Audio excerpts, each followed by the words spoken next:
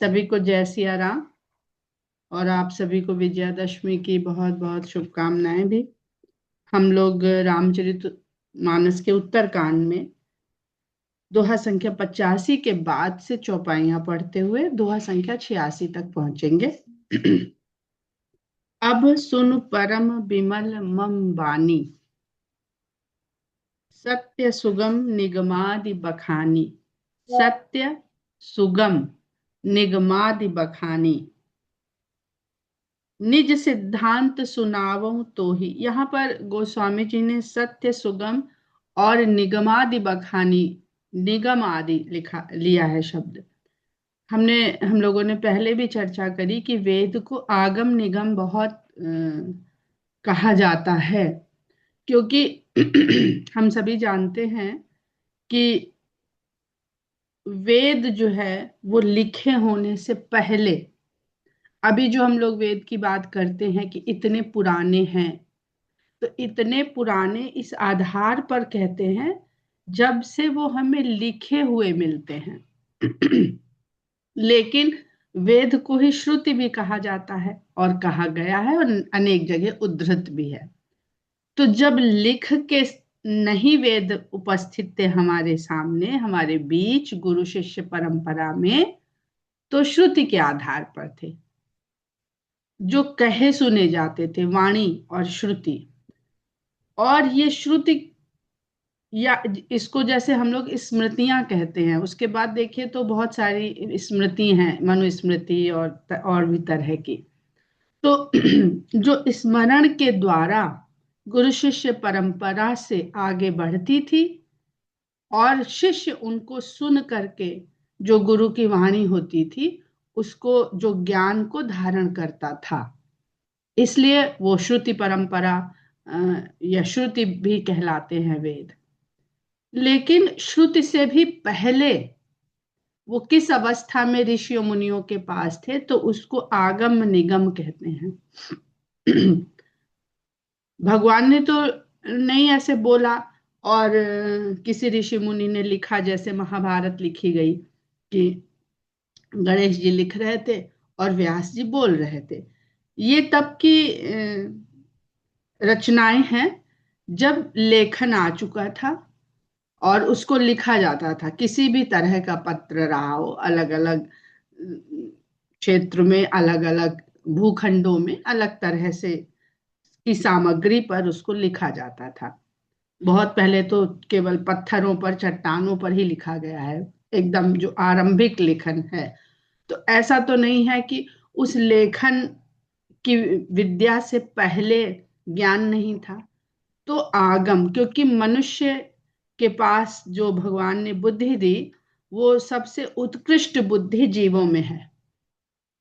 तो वो जो उसके ज्ञान में आता था, वो आगम था, आगमन। और फिर जो वो कहता था, यानी बाहर उसको भेजता था वाणी के द्वारा, तो उसका निर्गमन होता था। तो यहाँ पर जो गोस्वामी जी ने सत्य सुगम निगमादि बखाने, वेद भगवान की वाणी ही कहे जाते हैं कि ईश्वर की वाणी है। तो ईश्वर के जब ईश्वर खुद कह रहा है, तो ईश्वर के पास वो ज्ञान कहीं से आया नहीं है। ईश्वर तो उस ज्ञान, वो ज्ञान का स्वरूप ही है। ईश्वर ज्ञान स्वरूप है, आनंद स्वरूप है। तो वो स्वरूप ही है ज्ञान का। तो जो बाहर गया है, वो ईश्वर से बाहर ही गया है। ईश्वर की जब बात आएगी तब निगमादि कहा है, तब आगम नहीं कहा। जब जब ऋषि मुनियों की बात आई, कहने सुनने की, दो लोगों की देखिएगा बातचीत हुई, तो आगम निगम आदि, आगम निगम बखानी, ऐसे कहा गया है। निज सिद्धांत सुनावो तो ही। तो ये भगवान बता रहे हैं कि इनका बखान तो किया गया है, लेकिन मैं आज अपनी वाणी से अपना सिद्धांत सुनाता हूं तुमको। सुनु मन धरु सब तज भज मोहि, मम माया संभव संसारा। जीव चराचर विविध प्रकारा, सब मम प्रिय सब मम उपजाए। जो भेदभाव की बात करते हैं लोग, वो उनके लिए ये जो ये हिस्सा है मानस का, ये इसमें जो चौपाइयां हैं वो इतनी सटीक हैं इस बात को सिद्ध करने के लिए, क्योंकि भगवान स्वयं कह रहे हैं, सब मम प्रिय सब मम उपजाए, सब ते अधिक मनुज मोहि भाए, तिन मह द्विज द्विज मह श्रुतिधारी, तिन मह निगम धर्म अनुसारी, तिन मह प्रिय विरक्त पुण्य ज्ञानी, ज्ञानी होते अति प्रिय विज्ञानी, तिन्हते पुण्य मोहि प्रिय निज दासा, जहि गति मोरि न दूसरी आशा,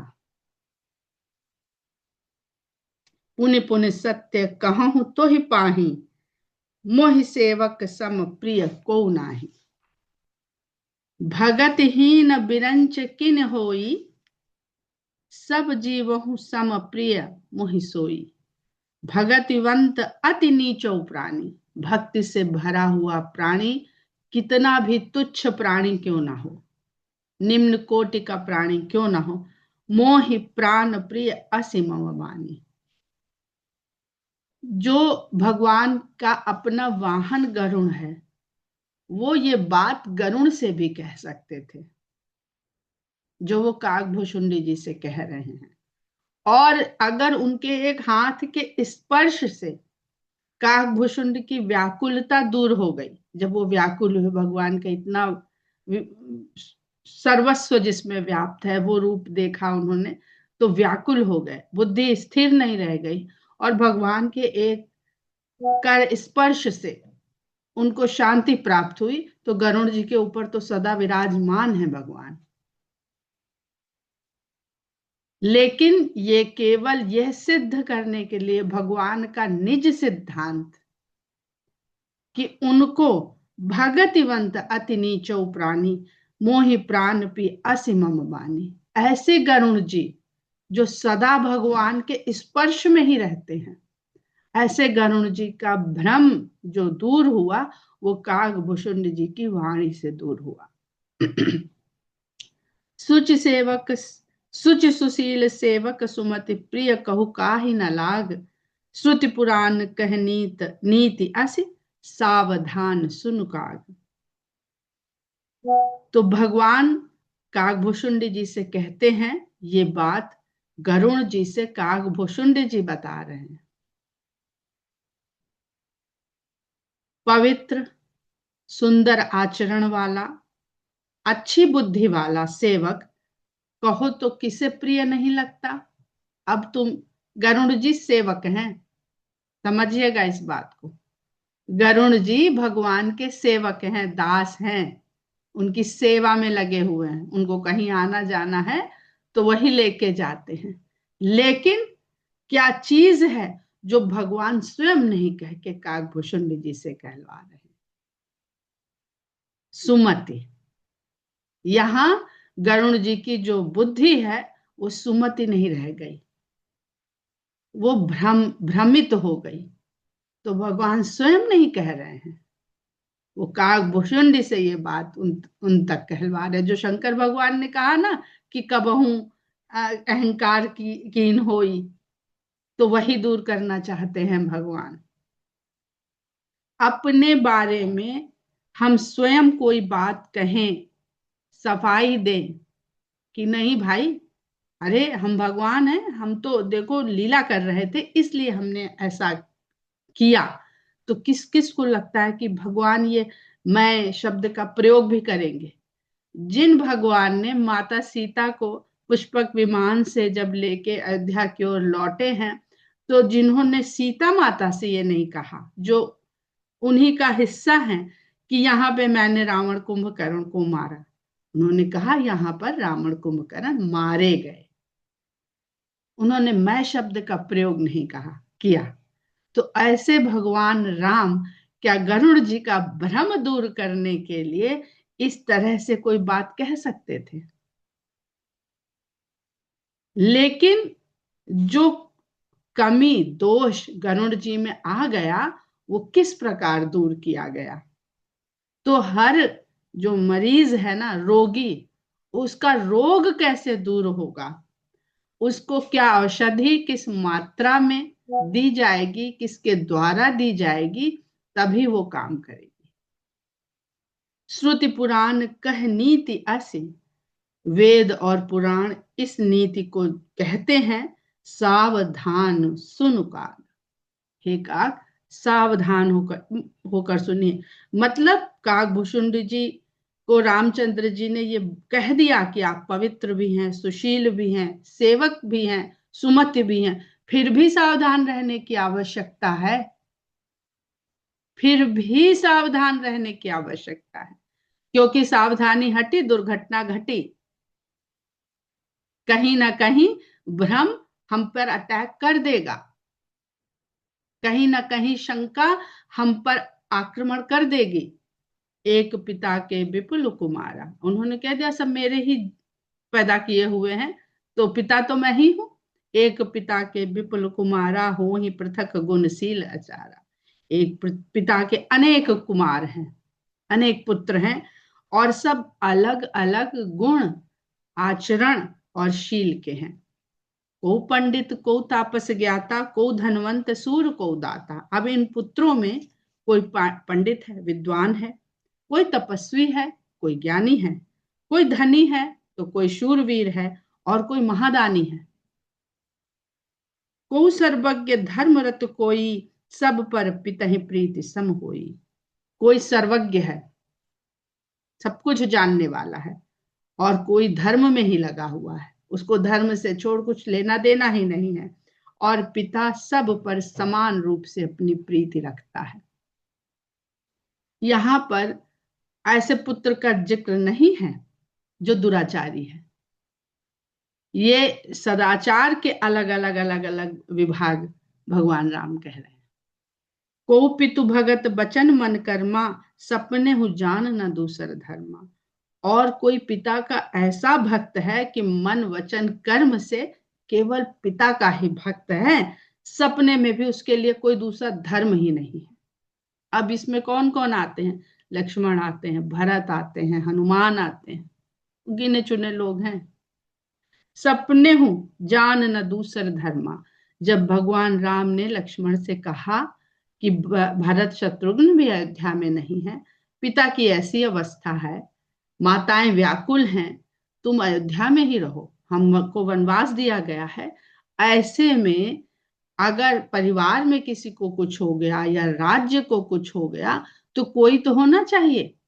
तो लक्ष्मण जी ने क्या कहा था कि मैं तो कोई नाता आपके सिवा दूसरा जानता ही नहीं हूं, मानता ही नहीं हूं, मैं किसके लिए यहाँ पर रुकूं। तो यही है कि सपने हो जान न दूसर धर्मा। वो उनको राजकुमार का धर्म बता रहे थे कि जब राजा की अवस्था अस्वस्थ है, तो राजकुमारों का धर्म है कि वो राज्य की, प्रजा की, परिवार की रक्षा करें। और बताते हैं कि जिस राजा के राज्य में प्रजा दुखी रहे, वो राजा रौरव नरक का अधिकारी होता है। ये भगवान राम वहां बताते हैं। तो वो कहते हैं लक्ष्मण, हम जानते ही नहीं, हमारी कोई परिवार भी है, ये प्रजा क्या है, ये राज्य क्या है, ये माता पिता क्या, हम नहीं जानते कुछ आपके सिवा। सो सुत प्रिय पितु प्राण समाना, यद्यपि सो सब भांति अयाना।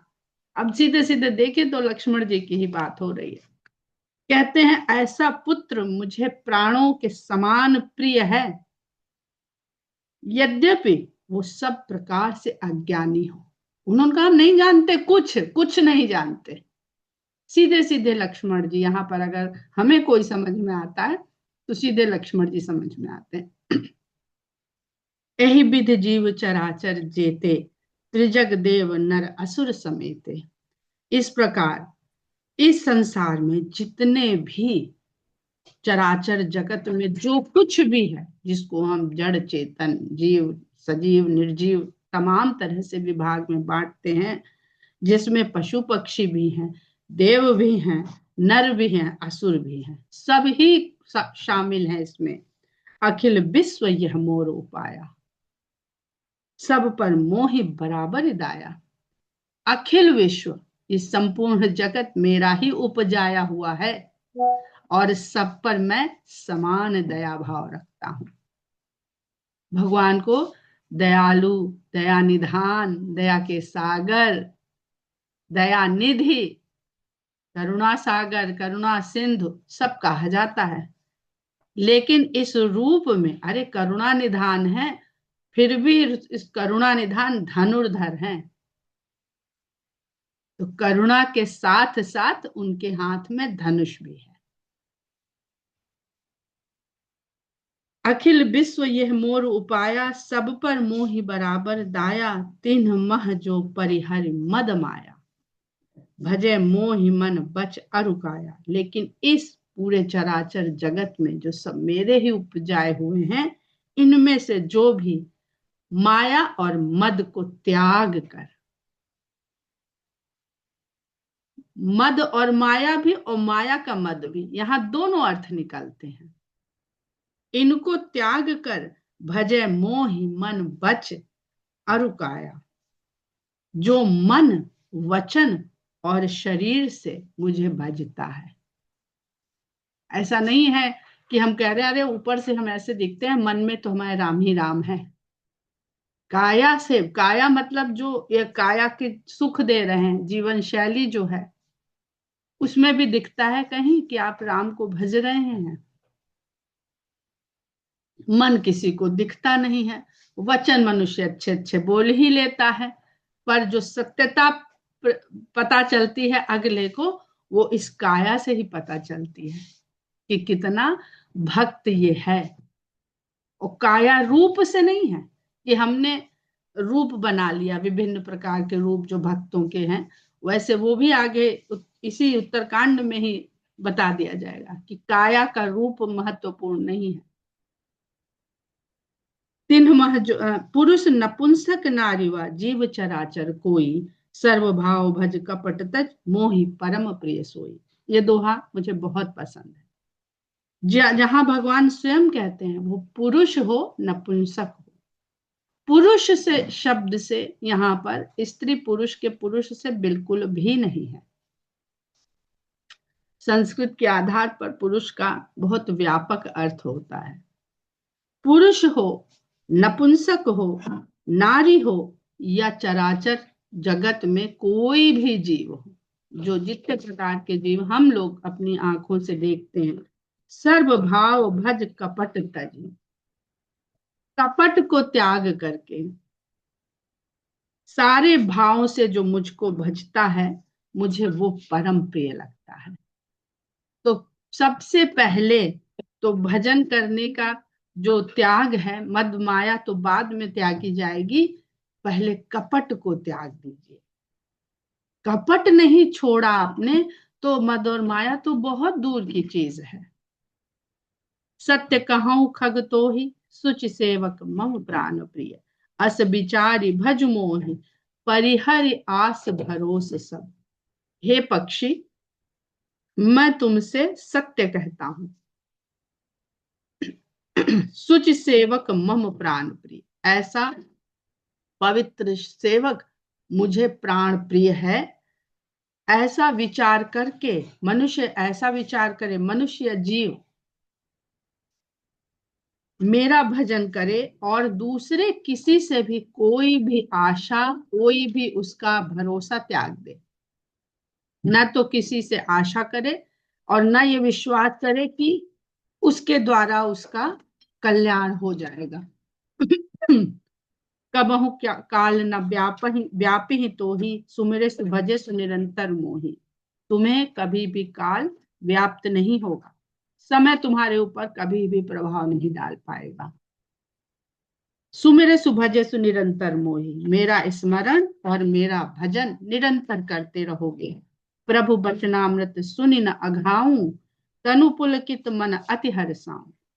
प्रभु के ये अमृत जैसे वचन सुन करके मैं तृप्त नहीं हो रहा, मेरी प्यास बनी हुई है, मेरा तन पुलकित है और मन बहुत हर्षित है। सो सुख जानई मन अरुकाना। अब काकभूषुंड जी उस अवस्था में पहुंच गए हैं कि गरुड़ जी महाराज से ये प्रसंग, ये दृश्य बता रहे हैं, और बताते बताते तन पुलकित और मन हर्षित है।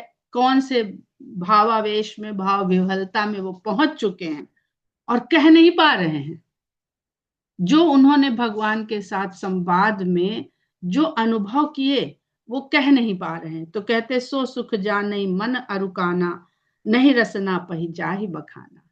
जो भगवान से संवाद का सुख मैंने उस समय, जिसको सुनते सुनते भी मैं अघाया नहीं, वो सुख जो है केवल मेरा मन और मेरे कान जानते हैं, क्योंकि कानों से मैं सुन रहा था और मन में वो जा करके बस रहे थे। वाल्मीकि जी ने कितना सुंदर कहा है, जिनके श्रवण समुद्र समाना, जिनके कान ऐसे समुद्र के समान हैं जिसमें भगवान की कथा रूपी नदियां जाती रहें उस कान कान से, और जो कभी भी पूरा ना भरे, जिनका मन रूपी सागर पूरा भरे ही ना, सदा लालसा बनी रहे कि और आए और आए और आए।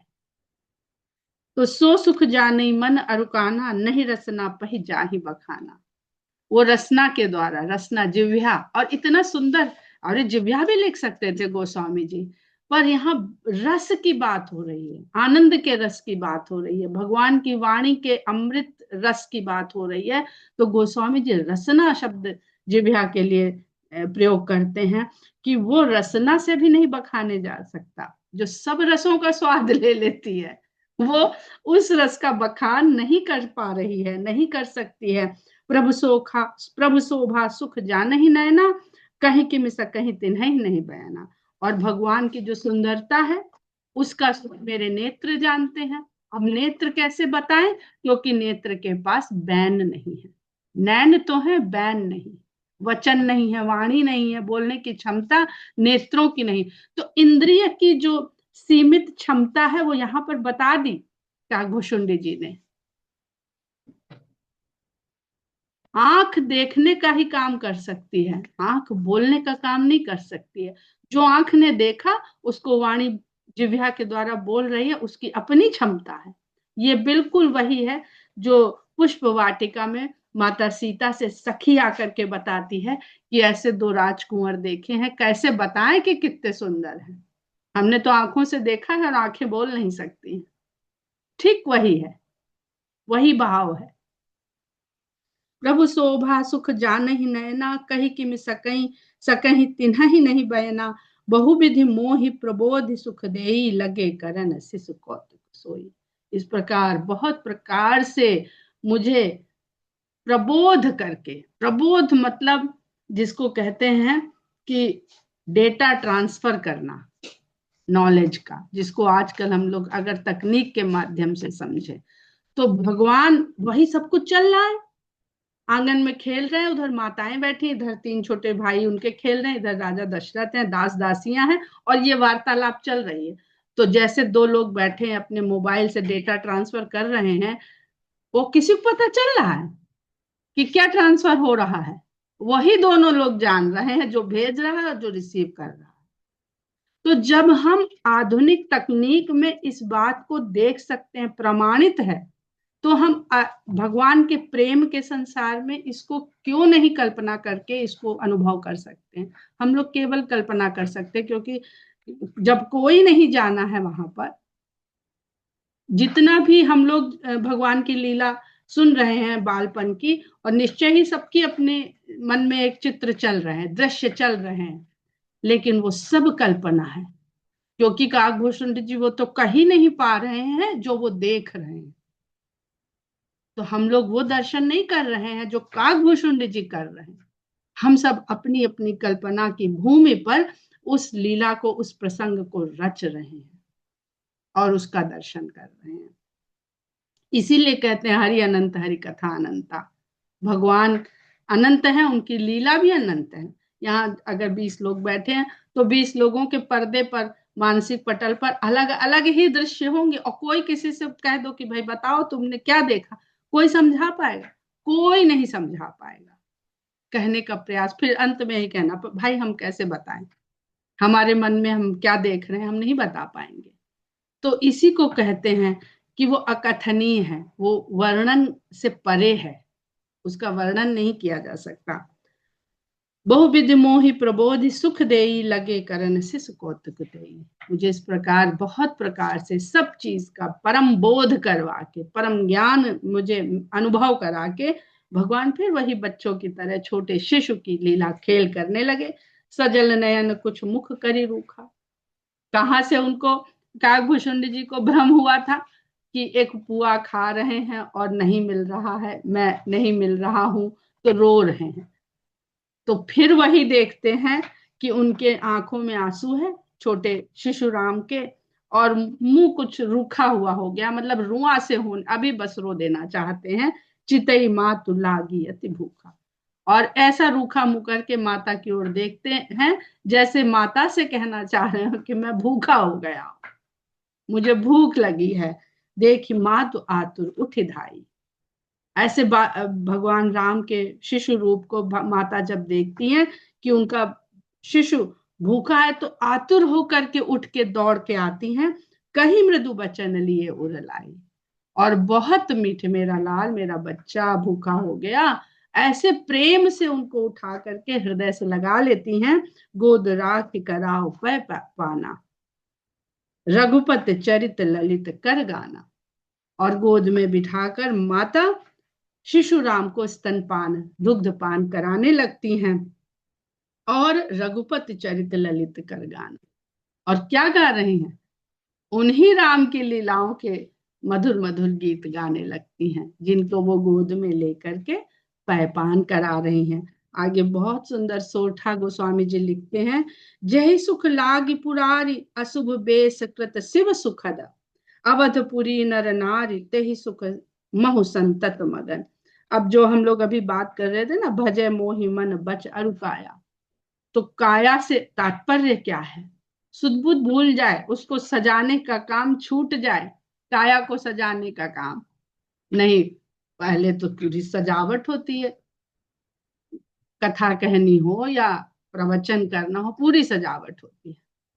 जबकि यही सुख लाग पुरारी, जिस कौशल्या माता जिस सुख को इस समय अनुभव कर रही हैं कि भगवान राम शिशु रूप में उनकी गोद में हैं, और दुनिया के पालन कर्ता को वो पैपान करा रही हैं, जो सारे संसार का पालन करता है, ऐसे शिशु को माता उसकी क्षुधा शांत करने के लिए उसको दुग्ध पान करा रही हैं, और उन्हीं की लीलाएं गा रही हैं। तो वो सुख जो कौशल्या माता का है, वो वर्णन नहीं किया जा सकता।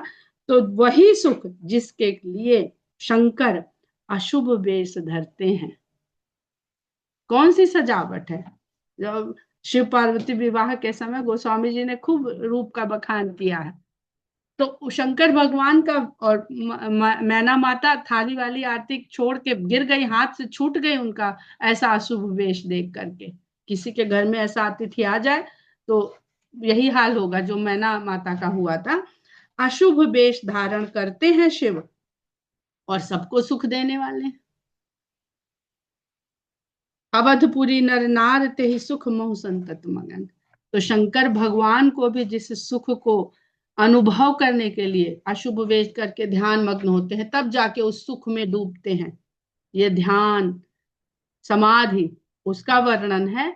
और उसकी उसके सामने गोस्वामी जी लिखते हैं कि अयोध्या के तो नर नारी बड़ी सरलता से उस सुख का आनंद ले रहे हैं और मग्न है, भगवान के सानिध्य का किस प्रकार अनुभव करते हैं। जिसको छोड़ छोड़ के कैलाश शंकर भगवान बार बार अयोध्या नगरी में आते हैं, या भगवान जहाँ लीला करते हैं वहां पहुंच जाते हैं देखने के लिए।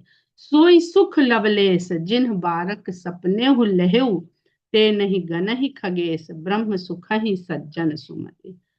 उस सुख का लेश मात्र भी, तनिक भी, लवलेश भी एक बार जिसने स्वप्न में भी पा लिया, ये जो सुख बताए गए, जो माता कौशल्या का सुख, जो काकभूषुंडी का सुख, जो अयोध्या के नर नारी का सुख, और जो शंकर भगवान का सुख, सबके अपने अलग अलग भावभूमि है, और सबकी अलग अलग साधन है सबके इस सुख को अनुभव करने के लिए। उस सुख का एक बार भी यदि कोई सपने में भी अनुभव कर ले, ते नहीं गन ही खगेश, हे पक्षीराज, वो ऐसे व्यक्ति ब्रह्म सुख ही सज्जन सुमति, वो ब्रह्म सुख को भी फिर कुछ नहीं गिनते हैं। उसके आगे ब्रह्म सुख भी बहुत छोटा लगता है। हम लोग यही दोहा संख्या 88 पर विराम करते हैं। जय सिया राम।